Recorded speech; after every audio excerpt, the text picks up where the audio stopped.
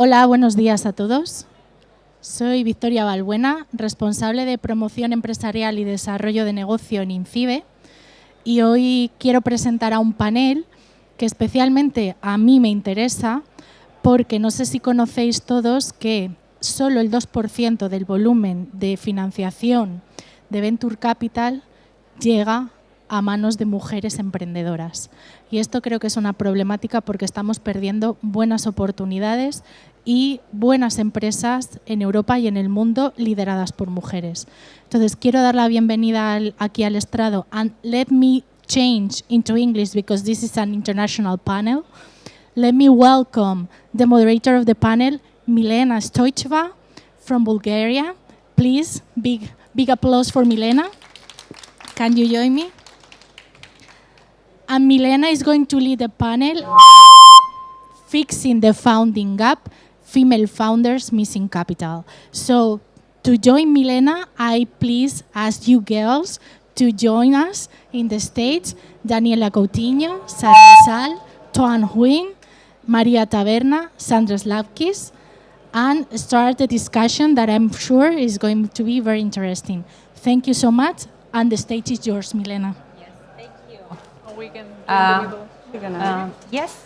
You pop this. Do you want to? Do you mind sitting? Yeah. Hold it. No, Gloria.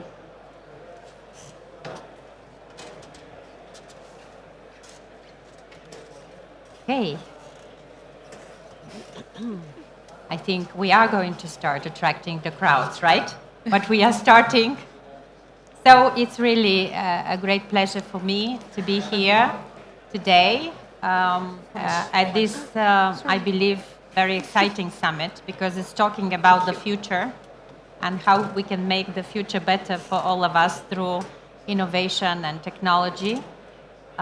Those who know me know that I am extremely passionate about this mission. It's been my mission in life to support founders, to grow new companies, and especially with female founders who I believe will be driving the next wave of innovation.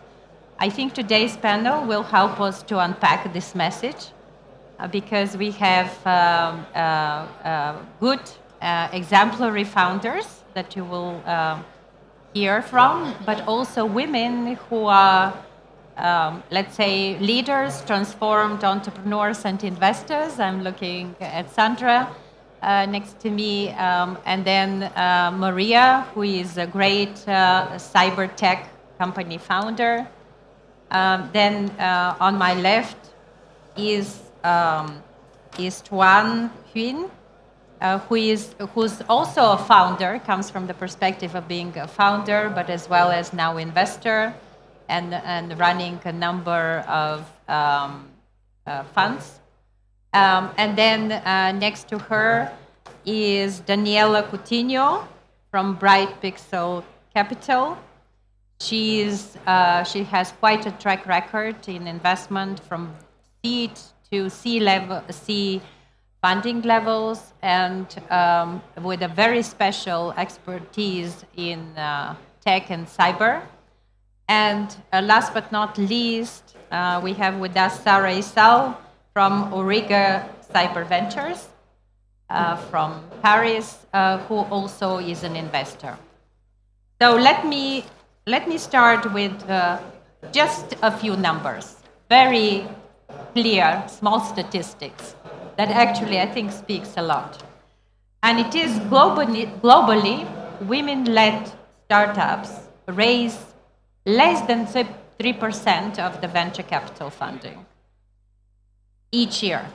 And in the EU, companies that are led by women or co-founded by women raise less than half of the funding that is being given to male-founded companies.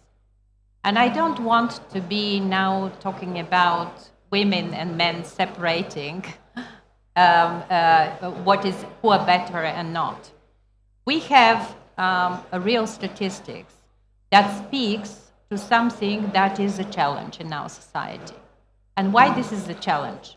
Because by addressing this gap in funding and in general gender gap in terms of support for founders and entrepreneurs, we are not only having some kind of a social inequity problem, but we are at an economic loss.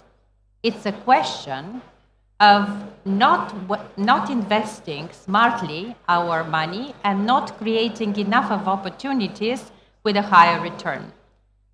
There are quite a number of surveys that are showing that investment in female-led or diversity-led companies makes a better return on investment.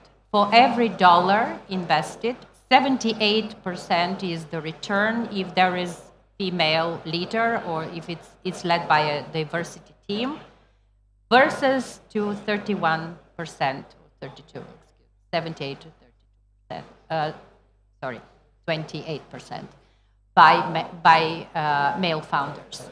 And these statistics also added by research done by the World Bank, which has been looking at the gender gap, closing the gender gap investment issue, shows that if we end it, we will actually end with a trillion growth, trillion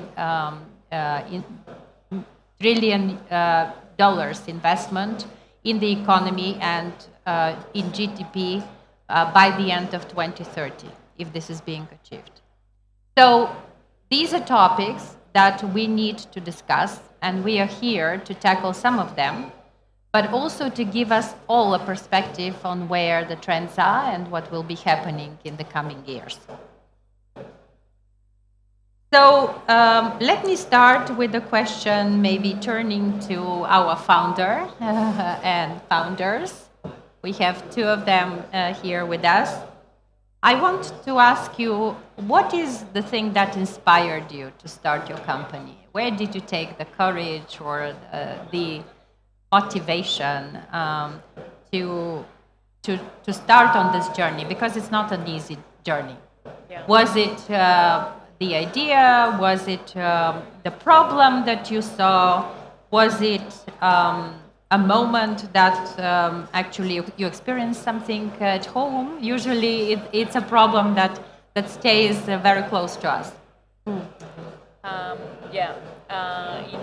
my experience, it's working. Yeah. I think it's working, but you need to speak up a little bit. The idea came directly from my own experience in the field, in the cybersecurity sector, over the past 10 years, 15 years. So I've been working in both parts of the table. So I've been leading inside industrial cybersecurity companies.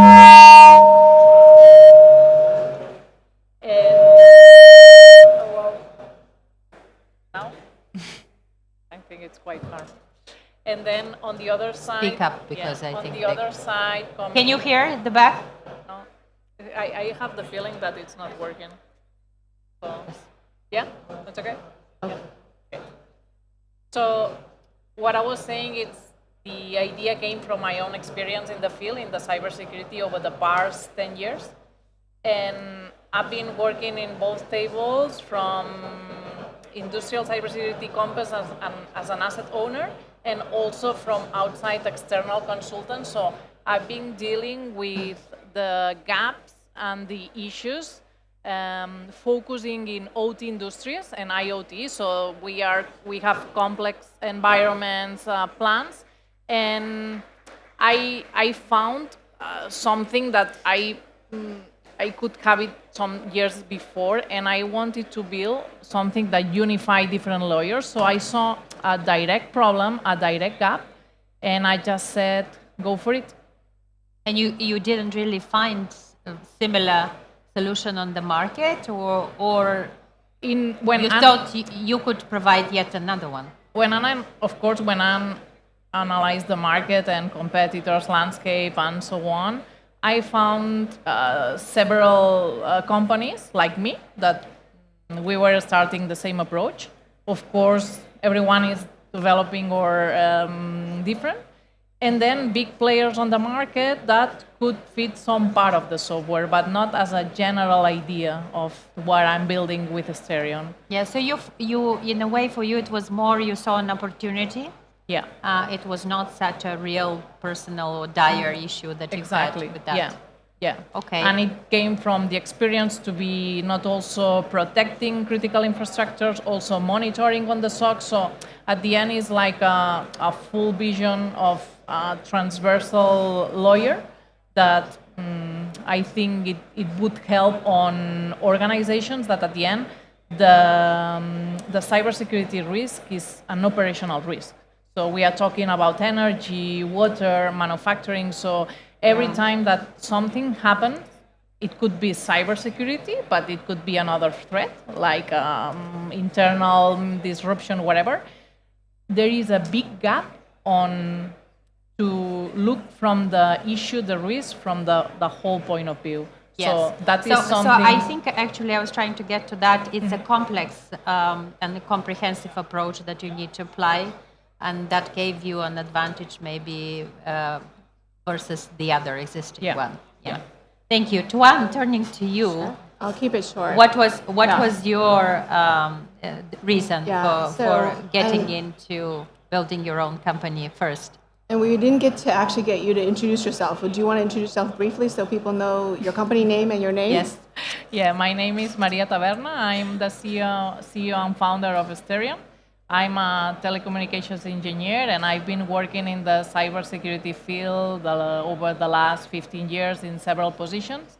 And I also got an exit with another company some years ago. And I've been working with an American company from the industrial side, Rockwell Automation, the last 4 years before I decided to start with Steryon. Great. Thank you. So Toan, Toan Huynh. I was actually, so I'm a former founder. I had a tech company, early days in cloud computing. If you think about all of the innovation layer that's here today, we were a part of the first wave. So I'm aging myself, but we were part of the whole migration to the cloud, which is the beginning of how you think about all the data analytics and all of the user experience layers that are now on top. That company scaled to about 800 people, 250 million. We did a roll-up of a few companies, so grew organically and inorganically, and then that's called Cloud Sherpas, and we sold it to Accenture in 2015. So after that, I went into an investment role and primarily worked with early stage all the way to growth stage companies. So today, under Black Rail Group and Momentum Partners, I work a lot with private equity funds. We do earlier stage companies, but we also do about 75% will be more growth and private equity sort of roll-up plays. Happy to talk more about it. But I will say, the fund experience and the founder experience are actually quite similar, right? We're building businesses. And also starting them. And starting them. So it's businesses. And I think I think what you were saying, Maria, is that there was an opportunity to really dive into an area that was high growth. Because you have to, as an investor, you have to look, and as a founder, you have to look at where the puck is going. Where is the trend going to be in 5 to 10 years? And is there a market opportunity today to start something that's a little bit ahead of the curve? So it's hard work because you're educating the market, you're trying to get all the ecosystem pieces together, you're getting the tech platforms, the buyers, the consumers to be all educated at the same time, and you're getting the money there. So it's actually in a way you're a first mover both on the founding side, and but on the also fund side. on the fund side in trying to set up a new trend. Correct. So I do think that all of us are in it to build an ecosystem that will make everybody, all boats rise, right? Everybody should be equitably, growing and getting more experience and funding. So that is the reason why I started to do that. But one more thing. Why did you start the company? Because we were saying, what triggered you? Because here we're talking about, was it the problem of something, or was it the opportunity? I think a little bit of both. First, you have to recognize that there is a problem, right? First, we knew that there were a lot of innovation happening in, I'll say, defense and cyber as a general term. So that was one gap. The other gap was there wasn't enough operators investing. To be honest, there were a lot of investors, but they've never founded a company that scaled to either go public or to be sold. And so there's sort of a gap in there's companies that are going to be a certain size and then they kind of falter. You might invest, but you can't help them go to market. You can't help them think about operational resiliency. additional growth funding. So I think both, you have to look at the market space gaps and the opportunity. And obviously, we know in the next 20 years, everything is moving online. So it's going to get worse in terms of risk and cybersecurity, which is very dynamic. Yes, and I think I would like to relate it then to what is happening in the investment world at the moment. I know that these two women actually are representative of maybe the latest stage of where that world is also developing. It's still, I think it's still in the breaking grounds stage.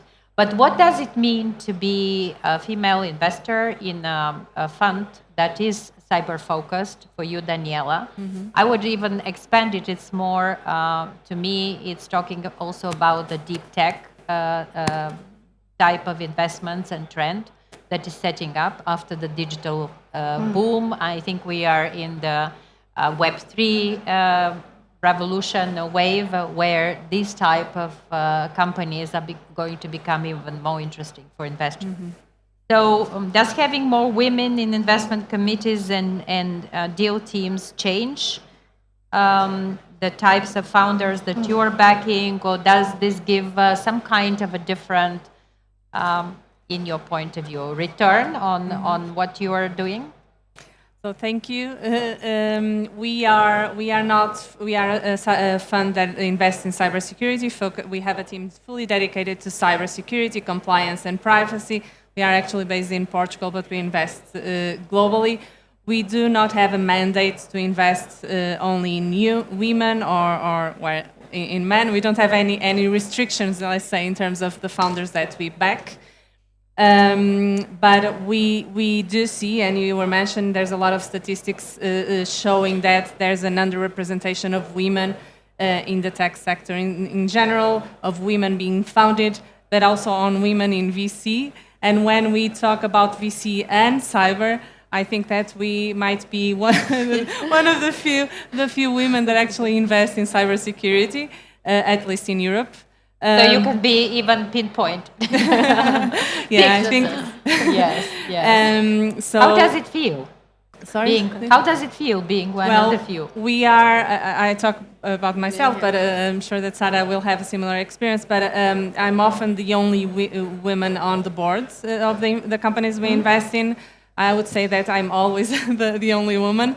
Which is okay. I mean, that's a good sign. We just need to make sure that we increase women in these positions as well, in the VC, in the investment side. I think that in terms of investment decisions themselves, I'm a true advocate of diversity in general, not only gender balance, but diversity in general in terms of experience. We do have, our team is only 3 people investing, but I'm the only female. But we have different experiences, an operator, a financial background, so very, very complementary. And I think that enriches a lot the discussions, the decisions. It brings some struggles sometimes in terms of working in the day-to-day, because people are completely different. But I really think that brings us to better decisions in terms of selecting the right investment and the right funder. I would say that, of course, if we have a female, and I talk about my personal efforts when I meet a female founder, I really push to look at that company that is female founded, although we don't have the obligation at all. But bottom line, I think that it's very important that funds have more and more women, to have this diversity into the discussions, and then it will cascade eventually to funding more women as well in the companies. I think that we have about 20% of our companies within the cybersecurity have a female founder, not a female CEO. Well, actually, we have one female CEO from the US. Do you already have such examples We do have these three companies. 3 companies. It's 3 companies only, but yes. And they are in more recent years, or it's been a result of throughout? It's a mix, actually. These 3 companies, one is very recent, which is a female-founded company. The CEO is a female. She's from the US. Another one was founded, we invested 2 years ago, so fairly recent as well. The other one is actually from Spain, and we invested, I think, 7 years ago. So it was already something that happened some time ago. So thank you for that. I think we will come back on what does it mean, or whether you see a difference if there would be more women. I would like to explore at the table. Okay. Maybe ask also Toan about that. But now I would like to ask Sarah, excuse me. Yes, Sarah, do you think that your fundraising experience would have been different if there had been more women across the table, or if there were other partners? Would you have been more successful? I know you are on to your second fund now, a series that you're building, and that you already have a good traction. Maybe say a few words about what you do and the fund. But then would this have been, to answer that other question, different? So first of all, thank you for having me. So I'm Sarah, I'm a senior associate at Origa Cyber Ventures. Origa is an investment fund. We're also, like Daniela, dedicated to European cybersecurity startups. We invest early stage, so usually during the pre-seed and the seed round. I mean, obviously your question is very interesting. It's difficult to know, right, if it would have been different. So it's hard to answer, but the thing I can say is the thing that I feel is different, and I would love also to have international perspective on this, because there's a panel half European, half, you have experience in South America, you have experience in the US, so it would be interesting to have both your perspective on that. But I feel that in Europe things are starting to change, and it all goes back to awareness, like what we're seeing this in this arena, and I've been seeing more men joining the conversation. And I think it's amazing, like men attending this kind of talks. It's not only women being, learning about women or talking about women. It's also like allies, or we can call you guys, whatever. But so I feel that things are changing, because I can see more and more women in the process, involved in the process. And I've been talking to a few women in the space as well, in cybersecurity, as CEOs, founders, or as investors. And the thing that we're all connected to is, who gave you the opportunity, or how did you take the opportunity to be where you're at right now? And I think for me and for lots of women, and I'm sure it's maybe the same for you, it's all about awareness. So I saw role models, I saw women taking boards, so it gave me, the sense that I could do it as well. And I think, what could be different is obviously seeing more women acting as, role models. And I would love to see more and more, and to become myself, hopefully, a role model for other women to join, the investment force or the being a founder. And I try to mentor as much as I can. And when I see women CEOs, I try to tell them, you need to be this role model so you can inspire other people to become what you are trying to become right now. I think you're so right of what you're saying, because in the end it all boils down to human psychology and also to cultural stereotypes and perceptions. And in my interviews, I'm doing a series of interviews with founders and investors, and I'm seeing more and more that women need to have really bold ambition and aspiration to strive and to say, we can do this, even though it's not within what has been the practice up to now, and we don't have a track record. But why not give it a try? So it's not only about being encouraged and having all of the policies and even, let's say, certain empowerment on part of society and others, but it also has to come from us. And we need to be more self-confident, and also maybe more daring in what we want to achieve. So one of my points has been that we we didn't, because in history there weren't so many founders of companies, we didn't have enough role models. But we can start practicing this kind of self-confidence and constructive entrepreneurship building also within big companies, because there we have more good role models. I want to turn to Sandra and ask her. She has been a leader, the GM or director for Danone Group for Latin America for quite some time. So she was herself an entrepreneur in a big company opening new markets, and now she's moved to the investor side.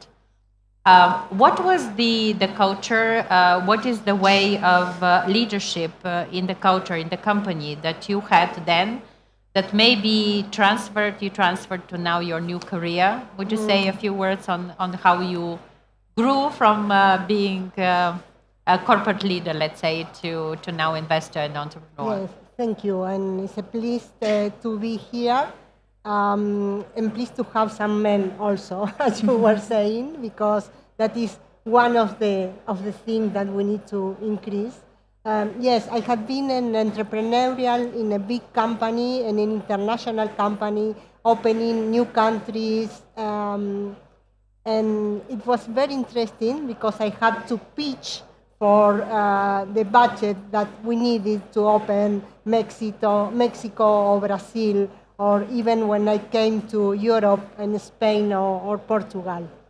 And of course, leadership, as you were saying, is key. I mean, for me, an owner of the company need to have a big idea, a good idea, a nice idea, but overall it need to have a determination and leadership to make it happen. Yeah. So that is something that for women sometimes is not so easy. Sometimes women need to have some team behind them to get ready to go up, and well, to have a role model, as you were saying, or to really mentorship. Mentorship is something that I experienced myself, and now I do into to others that help a lot to women. And at present, I'm part of Women Angel for STEAM, that is an association of business angels that help women to finance, because as you were saying, we have a bias gap there. And what we are seeing that is really working is to follow up the startup, to help the owner, not only with money, but smart money, smart capital, and have a capital that is not in a hurry, no? I mean, we are a peace capital, and we help the owners to go to the next level, not only with mentorship and follow-up, but also with networking and open doors, because we know that one of the key points for new owners, entrepreneurials, is who is going to open that door for me. Yeah. Yes, and as you were saying, it is very important to have a mentor, to have someone that also can follow what you're doing. And sometimes maybe when you have, they could look like very simple, even stupid questions or concerns that you could very easily ask, because in the end it's about how you continue and you are resilient, right, in what you do, and you make it happen. Yes, and make the things from another point of view, because yes, you know the owner and you know well sometimes are very focused on one thing, and one person from outside without knowing anything, even of the business, can ask a very good question to open the mind. No? Yes. But this is actually the diversity point. So you asked a bit about some of the global perspectives. I mean, in the U.S., we kind of went through this interesting... I actually wanted to ask you, is there a bit of a difference from what you're observing in the U.S. and what is it that makes the case for diversity investment? Yeah, so we actually now no longer call it diversity investments, right? We used to 5 years ago, but because when you start to put, I'm going to be a little bit controversial here, when you put a label on it, it becomes a budget that gets targeted. Yes. So we actually just talk about the returns. The We talk returns. about That's exactly what I was saying. Yes. There is a very clear point Absolutely. about economic return Yes. from making that Yeah, investment. I do believe the diverse. U.S. is a bit earlier, meaning we're probably 5 years from where you are maybe in Europe in terms of the type of returns that we're seeing. Yes. But just so everybody is clear, 24% of all venture return comes from a female-led company. Like, that's pretty amazing. I'm sorry. Like, venture somehow- return times 100. But the return, but in terms of investment, it's not. It's not. It's still around 2%. It hasn't really moved, really honestly, since I fundraised for my own company. And I have a story about that, but we can talk about that a little later when we have time. My male counterparts had to fundraise. I could not, even though I was the one running the company, running the thesis, running the everything. How come? Because they didn't want to see a female. At that time in Okay, 2011, so we are really seeing we're a still stereotype. absolutely, Yeah. absolutely. And you talked about the psychology of it, right? If Yes. you think about it, what's venture today? It's pattern matching. It's looking at numbers, looking at, oh, if you look like me, I understand you better, right? So Of whether course, you're brown, it's purple, about, or blue, of course, you will trust somebody Who whom you is understand your, better, your tribe. who is more matching Yes, what yes. you're expecting. Exactly. Right? So that's why, Sandy, your point on access and network and smart money, if we can change the seascape, which we are doing right now on this panel and I think around the world, I think this is so important and it has to continue. But in the US, because we're a little early, we also can see the returns coming in, but we also still see the systemic issues that still has to be fixed. So one of my clients is a lab that really focuses on, I'll call it non-traditional founders. And so it's women, it's I'll say, academics, people who are coming from non-tech spaces, not Silicon Valley. Or I would call it sometimes even those are science-based, but without real preparation to go into perhaps, funding and raising. Perhaps domain leaders who came from a corporate environment and has said, hey, I've got a market opportunity and a problem that I believe I am uniquely able to solve. And so those innovations happening actively, but still systemically, because I do work with large growth funds as well as early stage funds, it's across the board. So having a female perspective, having a African American perspective, having a expert who is a professor, those things are really, really important. So we don't call it diversity because it's a hot button issue now in the US, as we know. We call it You have some, let's say, political quota yes, on what you exactly. can call certain Yes, things. yes. But as we were saying, it's really about the psychology of what Yes. happens across. And may I just add one other point? You hear the policy changes happening, but the work is still happening. I'm going to say that that's where private companies and nonprofits and investors and people in private equity, they understand the opportunity. They're just about the fun and the returns. And so the smart money is going there. The policy is a totally other story. We won't even talk about policy here, but I just want to make sure everyone knows that the U.S. is still quite... You are triggering a question I want to ask you. We are moving more and more into AI, so-called, and data-driven strategies on how to invest.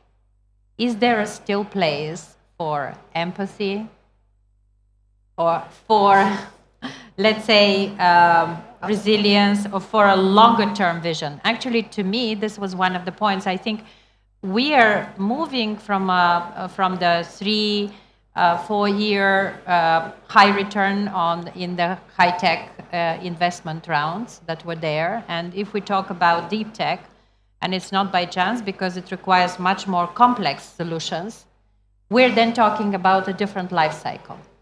So is there a real place for having then more women, which is a different perspective, because women are actually related to more setting up more companies in life sciences, in social tech, in ed tech, in sustainability. It's related to cause. What is your take? And I want to ask Daniela. I feel like I'm taking so much air. So maybe I'll just say this. Absolutely. I think, so I actually work in a value creation perspective with some of those larger funds, and we look at tools. So yes, data is always going to be there, right, and available. Whatever data is available, we can use it.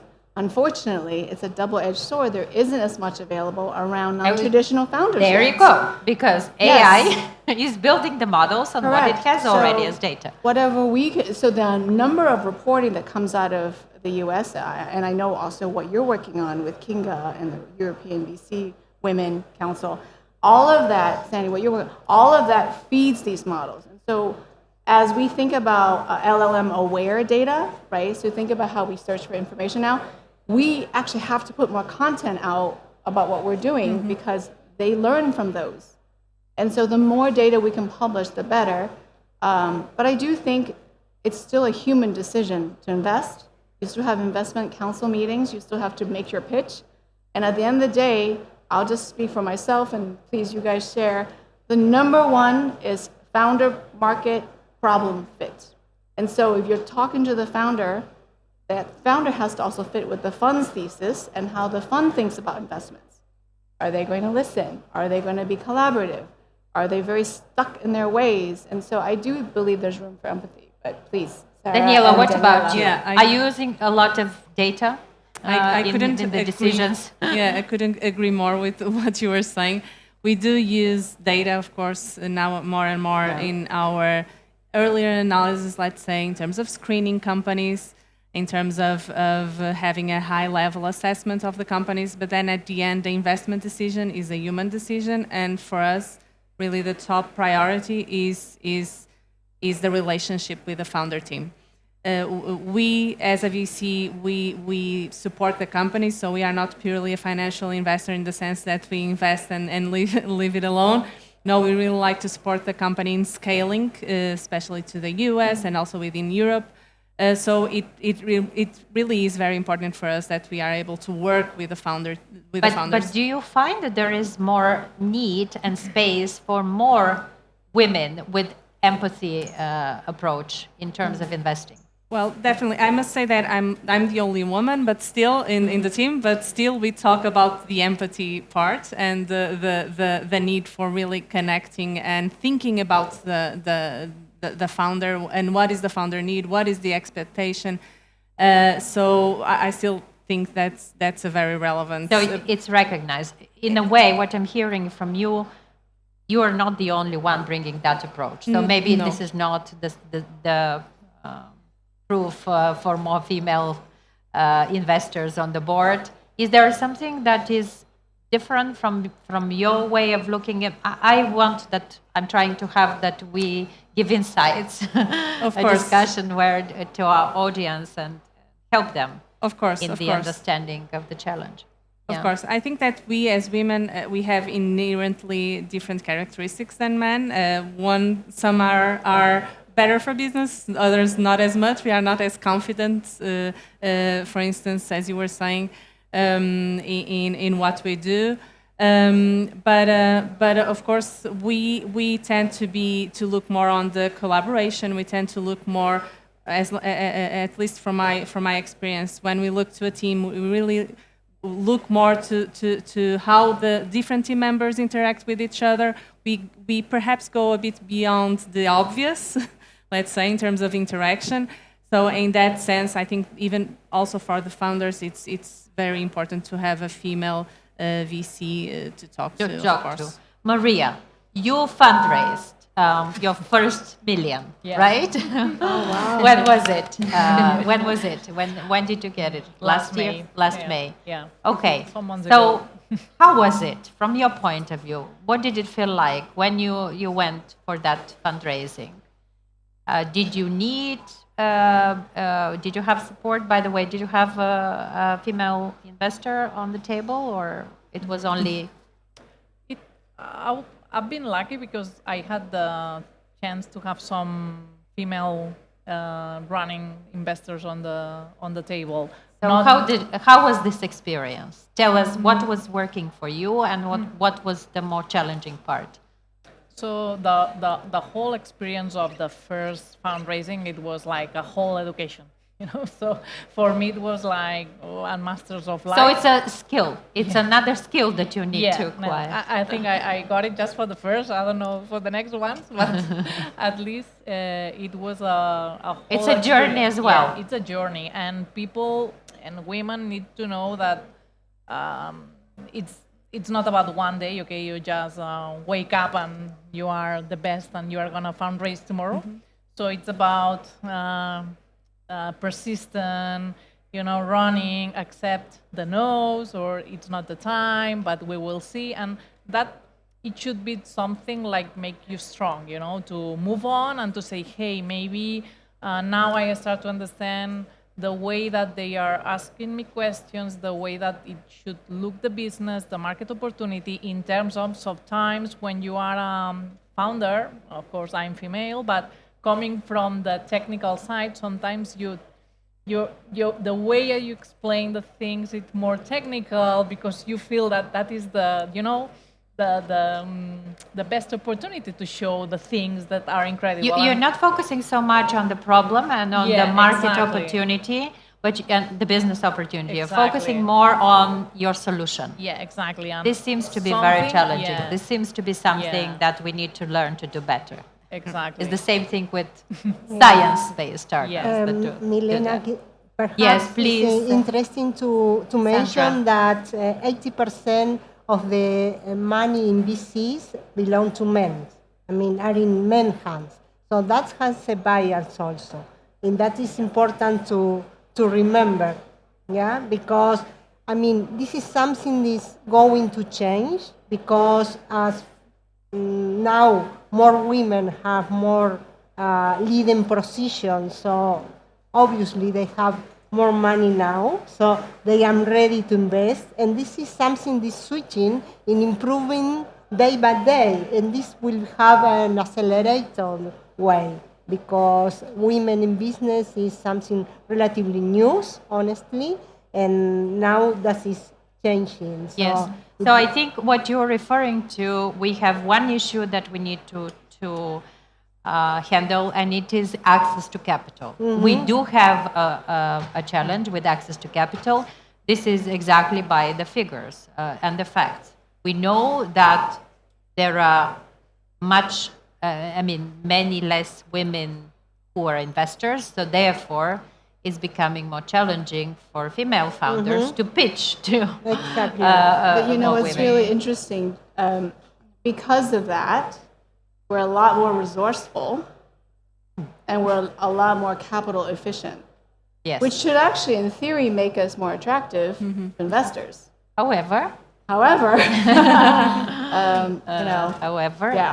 So it's not yet the but case. it goes back to the numbers again. Yes. The more we can publish, the more Yes. we can talk about this. I think the more educated. Maybe I wanted to share something, maybe a bit controversial, but we have a startup in portfolio, and it's very interesting because they're very early stage, and so there are 3 people in the company, so very early stage.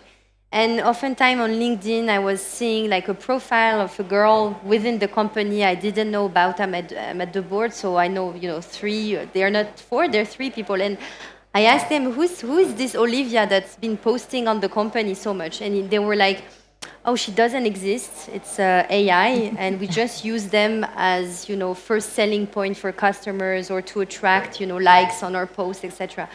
And I found it. So it's weird, right? But it's very interesting. And what I wanted to say is that sometimes, the relationship between the vendors and the sellers, it needs kind of a woman approach because men or women will feel that we will be less salesy. And I think if we broaden that idea to investments and founders, I think, and maybe it's a bit controversial, but I think each and woman and men need to channel their women inside and their men inside to provide to your interlocutor what he wants, what he expects from you. Like if life is a kind of a negotiation, when I'm talking to a CEO of a cybersecurity company, and he, you know, I'm young, I'm a woman, I've been in VC for a couple of years, so I don't have gray hair and a beard, etc. I try to channel my inner man. I don't know if that's controversial to say, but I think it's just a question of posture and position. If we talk about we need more women, obviously we do, but also we need, again, to empower women to channel their inner, confidence and maybe the male side, and then you will be able to talk to anyone, raise funds, and it's just a question of posture and, embodying someone and thinking about your goal and trying to reach it. It's hard to do, obviously, but trying to channel your inner man sometimes. I've been in this topic now for the last 3 years, and I have one of my goals. I would like that we have, in a few years, a point where we're not talking about female founders, investors, and a gap. We are talking about an opportunity on how to be more innovative. And we are addressing this with everyone thinking together. But I think exactly because being entrepreneurial and having this way of doing things, we are recognizing that there is an issue, there is a problem, and this is why we are posting it here and we are having this discussion, because this problem needs to be addressed in order for all of us to move fast forward. There was actually, on your point, there was actually, again, because the U.S. studies this also, that one of the funds was an inaugural fund to force the government, to force private equity funds to publish data on founder teams and data on performance of companies that's led by non-traditional teams, or just teams that have a female, an African American, a Latino American, a regular man, white man. It doesn't matter. Like the team concept and the experience sets. I think some of you have brought that up. But the other thing that they did the study on, you would like to hear about, and I'll send you the report separately, is it talks about traits of successful investors and founders. And you are spot on right there. The masculine traits, aggression, being bold, right? Being, doing something without asking for permission, saying this is where I think the world's going, come along, versus the more empathetic, I'll call it female or collaborative. Yes, collaboration. Yeah. That's more on the female on side. the female side. Empathy, being more relationship focused versus transactional focused, and more cause or longer term focus. Patient versus more, And I think if you look at that and you look at it just successful traits, we can move the conversation above that and just be a little bit more, again, data driven, returns based. But that's starting to happen now. Yes. So yes. Point. So thank you. In closing, because we are 2 minutes from closing, I want to ask each one of you, what would be the one myth you want to debunk about this topic? Founders, entrepreneurship, do we call it female? Do we call it male? Do we actually call it the traits, the approach of being more female in certain parts and more male in other parts? Do we have to change? So, what starting with you. I'm not sure. One myth that you What would myth? like to debunk, to change, to pass on to the audience. Can I say two? Yes. Starting first, you can say two, but Okay. fast. No, Yes. I think it's a difficult conversation again, because women now, there's a myth that says we can do it all. We can. And there's a myth that says you can't do it all. And I think and we're struggling between the two. And I believe that we can't do it all. We need to thrive and try to do it all and do our best. I'm a mother of 2 kids, and I try and I do my best. I want to do my best, but sometimes I'm at work and sometimes I'm at home. And so it's a very basic thing to say, obviously, but I think the myth of we can do it all is difficult, but we can't live by we can't do it all. We don't have to be perfect and Exactly. to do it all. Okay, thank you. I think that's a good one. Let's move to Daniela. Yeah.